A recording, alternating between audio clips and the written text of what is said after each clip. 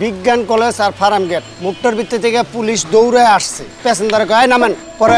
আমার গায়ে তুই কই যাস এদিকে আমার হাতটা ধইরা লয়ে গেছে টাইনা লয়ে যাওয়ার পরে ওখানে যে গুলাগুলি হইতাছে ওখানে দেখি একটা ছেলে যে নামাজ পড়তাছে সেজদা দিতাছে এই অবস্থা পড়ে গেছে দেই যে আমার বাংলাদেশের পতাকা আর কপালে বাঁধা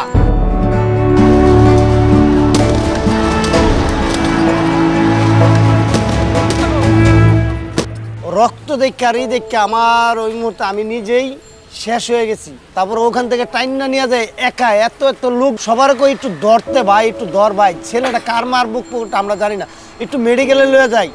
ওদিনকার রাত্রে আমি ঘুমাইনি এই যে দেখেন পতাকাটা আমার নাফিজের মাথায় বাঁধা রিক্সা চলতেছে কিন্তু আমরা নাফিজকে যখন আমরা রিসিভ করছি পতাকাটা আমরা পাইনি নিজের দেশ থেকে সন্তানের পতাকাটা নিয়ে আসতে পারলো না হসপিটাল দেয়নি পতাকাটা আমার বড় ছেলে চাইছিল কিন্তু পতাকাটা দেয়নি এক সেকেন্ডের জন্য আমি অনেক চেষ্টা করি আমার মনকে বুঝাই আমার নাফিজ শহীদ হয়েছে আল্লাহ পছন্দ করছে তারপরও আমি পারি না আমার চোখের পানি বন্ধ করতে আমার দেশের পুলিশ আমারই ট্যাক্সের টাকা দিয়ে আমারই গুলি আমারই অস্ত্র আমারই সন্তান গেল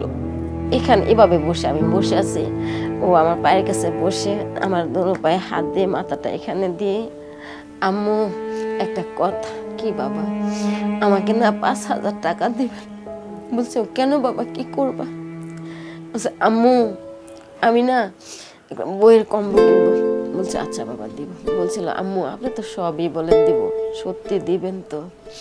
দুঃখজনক ঘটনা কি জানেন এটা জুলাইয়ের লাস্টে আমি তো আসলে চাইলে কিছুই সাথে সাথে দিই না আমার ইচ্ছা ছিল ছেলে বই কিনতে টাকা চাইছে টাকাটা দিব 1 সপ্তাহ পরে দিব ওই 1 সপ্তাহটা আমার নাফিজের জীবনে আর আজকে 11 মাস শেষ আমার নাফিজ চলে গেছে আমার কাছে লাগে কতদিন আমার নাফিজ 10 মিনিট আমার ছাড়া থাকতে পারছে না ওইখানে পড়তো আমি এখানে বসে থাকতাম 10 মিনিট আবার হইলে আম্মু এই জিনিসটা ও আলোচনা করতো আমি খুব রাগ করতাম 4 তারিখও সেমই করছে ও পড়ার থেকে এটা 4 বার আমার কাছে পাক করে গেছে 4th বার আমি রাগ করছি পরে এইভাবে আমার 2 হাতে ধরে নাফিজের কথা বলে স্ট্রাক ছিল আই কন্টাক্ট করে হাসিটা ওর ভুবন বলানো হাসি ছিল গালটা টিপে দিত আমার 2 হাতে ধরে গো আম্মু রাগ করেন কেন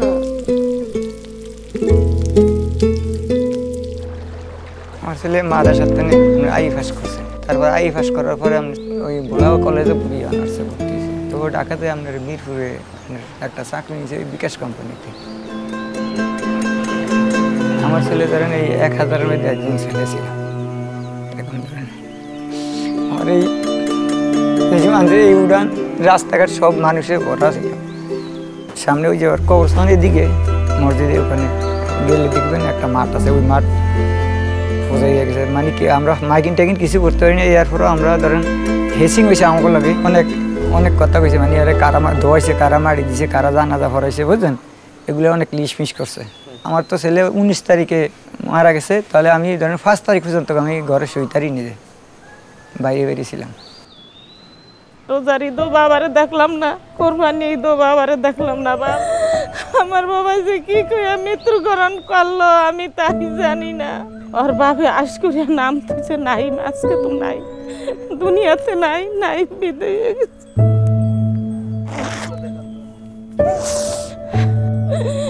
আমার অনেক কষ্টের ছেলে গেল কোথায় গেল কি হয়ে গেল